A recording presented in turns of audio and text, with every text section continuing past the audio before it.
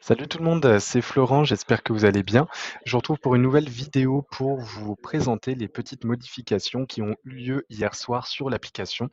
Et la première chose que vous avez dû remarquer, c'est ce petit message qui est apparu sur votre tableau de bord qui vous demande de faire vérifier votre adresse mail sur Dockorga. Alors c'est tout nouveau, hein, on le fait dans le but de renforcer, la sécurité sur Dockorga et aussi de pouvoir améliorer, le taux, de mails sur Dockorga pour éviter que les messages ne tombent dans les spams. Donc c'est aussi pour vous qu'on le fait. Donc il vous suffira de cliquer sur «Envoyer» ici pour qu'on vous transmette du coup, la demande et vous aurez simplement qu'à valider votre compte. Voilà, donc ça c'est la première chose. Merci de le faire, le plus rapidement possible. Passons maintenant aux améliorations qui devraient vous plaire. Vous étiez beaucoup, à réclamer en fait une modification du message qui était envoyé via la messagerie sécurisée, lorsque vous transmettiez une facture et ce message a pu être modifié à votre demande. Je vous montre ça tout de suite, on finalise la facture, on l'exporte et nous avons maintenant du coup ce petit message qui est envoyé, qui est vachement plus, courant, on va dire, dans le cadre de notre suivi et cetera et on ne dit plus dans le cadre de notre relation de soins et ça, je pense que ça devrait vous plaire. Nouvelle amélioration dans la messagerie sécurisée maintenant, lorsque vous allez dans une conversation avec un patient ou un professionnel, vous allez pouvoir du coup prévisualiser les fichiers qui sont partagés dans la conversation.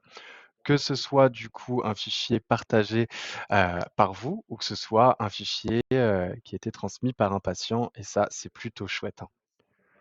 Tout en restant sur la messagerie, petite information importante pour celles et ceux qui ont des secrétaires au cabinet, les secrétaires peuvent maintenant créer elles-mêmes des conversations dans la messagerie sécurisée sans que vous, y soyez à l'origine. Ça, c'est chouette.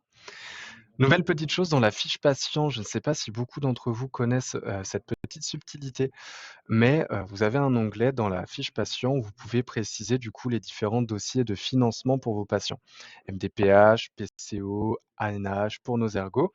Maintenant, on a la petite subtilité que, l'on peut cocher si le dossier est actif ou inactif et donc du coup, directement dans le résumé de ma fiche patient, je vais avoir le numéro de dossier lié et le fait que le dossier est bien actif.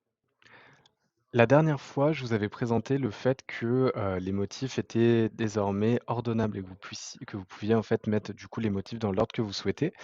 Hem, on a fait une dernière modification hier en fait pour que, l'ordre qui apparaît dans vos paramètres de motifs apparaisse aussi dans l'ordre qui est proposé pour les patients sur la prise de rendez-vous en ligne.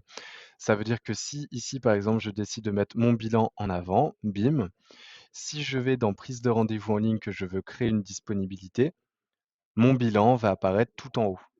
Donc ça va vous permettre d'organiser vos motifs aussi en fonction, de ce que vous souhaitez que les patients voient directement sur votre page de réservation.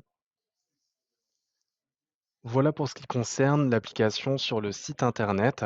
Il y a évidemment des correctifs, qui ont été apportés sur l'application sur, les petits bugs qui pouvaient avoir lieu, des correctifs, voilà, qui sont permanents sur Dockorga. Je vous retrouve sur une seconde vidéo où je vais vous présenter maintenant les améliorations qui ont eu lieu sur l'application mobile et pour le coup, elles sont assez nombreuses.